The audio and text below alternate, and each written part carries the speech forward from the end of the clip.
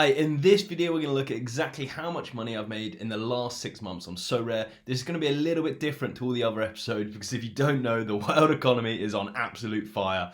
Equities are down, crypto's down, NFTs are massively down, the cost of living is going through the roof, there's a potential recession on the cards, so let's see how these, digital football cards have fared.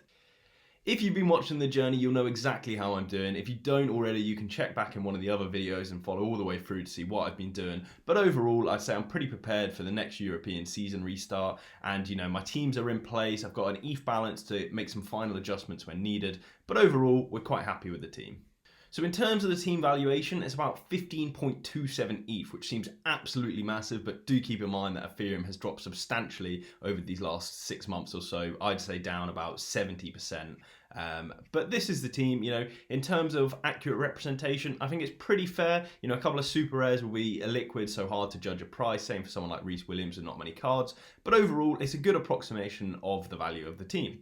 And if you've watched before, you see I put it into my own spreadsheet. And then of course, we also have some tools now to help us with this analysis.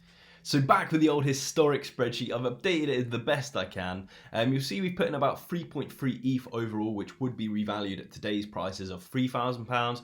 I don't really think that's accurate. You have to take, the price you got ETH at, basically. So if you were to buy ETH at £10,000, it crashes to £1,000, you still paid that £10,000. So in my eyes, the number I was always working with was I put in about £5,800 across the span of like a year and a half. It wasn't all at one time. And you can see, in terms of recent deposits, I'd been pretty quiet up until summer, where obviously European seasons are on break. A lot of the prices are suppressed. I thought this is the absolute perfect time to get involved, especially with the ETH dip as well. So I put in about an extra £1,500. I still haven't made any real sizable withdrawals. There's a couple of times where I've done a couple of giveaways with people, taken ETH out just to test it works, and of course just going, in and out of ETH for different projects and different crypto projects that I'm involved in.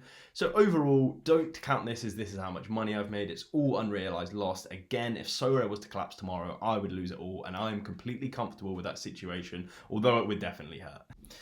So in terms of gallery valuation, then we saw on Sorare data, it was valued at 15.27 ETH. You've seen the balance of my account at 2.16 ETH is that, and then a manual adjustment of 0.13. If you don't know what that's for, it's for collectible cards. I have a couple of 1 of 1,000s. I have some champion cards. I have some player of the year cards. I have, rookie card Camavinga. I've probably undervalued this, if anything, just to stay on the safe side, but I've put a total valuation for all of those at £100. So overall, that would leave us with a profit and loss of about £10,000, which is just absolutely ridiculous, right? Because if you check back to my last video, my last profit and loss was about £8,500. And when you consider we're still growing in a bear market, it's absolutely fantastic for the product. I'm so excited for the start of the European season. And I think it means I've done pretty well as a manager this year. And hopefully we can still continue to grow, because obviously this isn't what I think will be the peak of prices. If anything, this is probably close to the bottom of what I hope prices are this year. So yeah, that's just absolutely mad.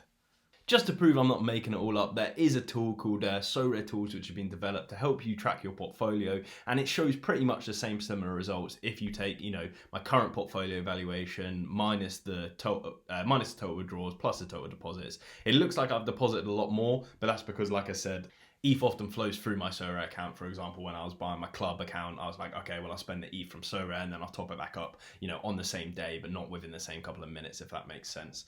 So overall, you can see right from the start, I was obviously doing something right, because I was almost instantly profitable. Obviously, if the red line's greater than the blue line, then you're at a loss. If the blue line's greater than the red line, like it has been for time, then it's a profit. The difference between the two blue lines is my ETH balance. So you can see during March, February time, I did lose a bit of confidence. So I was holding that ETH balance, I could move back in. And then over time, recently I've become much more confident up until now, where I'm still extremely confident. We've just signed on Mbappe, but I'm looking to make a big purchase or a couple of big purchases. So it's good to free up some of that capital on players I wasn't really using.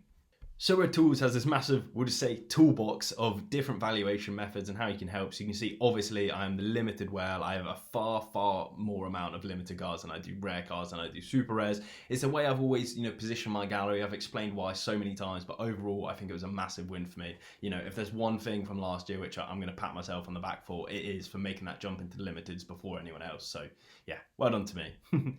Then you can see the realized profit and loss through the month. So, it's been pretty steady. I'm just, in this aspect, I'm just trading, earning rewards, and then this period is obviously where I've sold off a majority of my gallery. Some are at losses, some are at profit. One of my favorite things on Sorare Tools is the rewards month by month. You can see exactly how well you were doing. So, pretty much up to here, I wasn't doing too much. These are all going to be thresholds, right? And then as the limited cards come out, you can see we just grow into our own. We keep getting better till we, eventually peak in March and April where we won, back-to-back star cards. And I just think that's such a great tool to show how you're doing. And then next year, hopefully we can outperform March and April. We're going for a podium. We're going for first place. Come on. If you haven't been keeping up on my Sorare journey and this is your first time, please subscribe to the channel. If you want to join Sorare, my link's in the description. But here's a look at all the rewards I've won. If you've seen the Carter Vickers win, I was absolutely over the moon. We won him when he was £317, he's now 350. And you'll see there's probably a common trend where I sell these cards at absolutely the worst time. So I won Obed here, he's worth £50. I sold him at half that value. Same for Luca Nets here. So many different players. If I did have to pick my favorite award, it'll be coming up very soon in the form of, there he is, Diogo Costa, absolute legend. I picked him up when he's £607, as a reward, so I got him for free in that sense. He's now 763, but this is the European off-season, so, even better. Will and Jude Bellingham was an absolute massive haul, and then also Orlean Tchouameni got his big move to Real Madrid. We love Tchouameni on this channel. Right at the bottom, you can see when I was ETH grinding, I was right on the very start of my journey, didn't have all this money to put in, I was testing it out until we got our very first reward in the form of Go-To Sakai. I don't actually remember that being my first reward, but I remember giving it away to Moldy because he's an absolute legend. So fair play to you, Moldy. I hope you still got him. And then this tool helps me analyze exactly the most expensive players in my gallery. Vinicius Souza is currently the top because of the links he's got in the transfer windows, of course being under 23 for the next season, and just being a good point scorer is going to help. My favorite aspect of this to do some analysis on is the all-time profit though.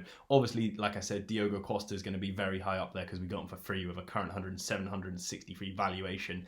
But Vinicius Jr., the absolute legend, we scouted him before he had popped off this season. We got him for £151. In the off-season, he's worth 778. He absolutely smashed it last year. And then we got an absolute robbery. We got Jota from Celtic for £26. He just signed today. It is the best day ever to be a Celtic fan. He's currently worth £583. And if he plays anything like he did last year, he will rocket past that this season.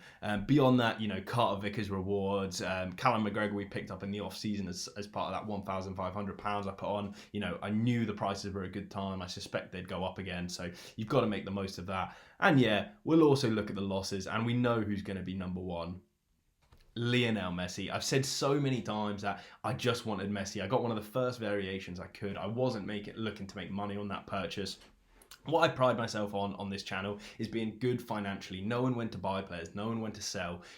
I do love football. I've got what I think is a good knowledge, but compared to some of the other geeks in this community that just know every statistic inside out, every team, I do not classify myself as one of these guys. I'm a football lover that knows a lot about, the big teams in Europe, but more importantly, I consider myself, I know when to buy. That is my, strategy. Obviously, not Messi, I kind of avoided the situation. Same with Toni Kroos. I both went early on those. I got the 1 of 1,000 Toni Kroos as well, so it's a bit overinflated.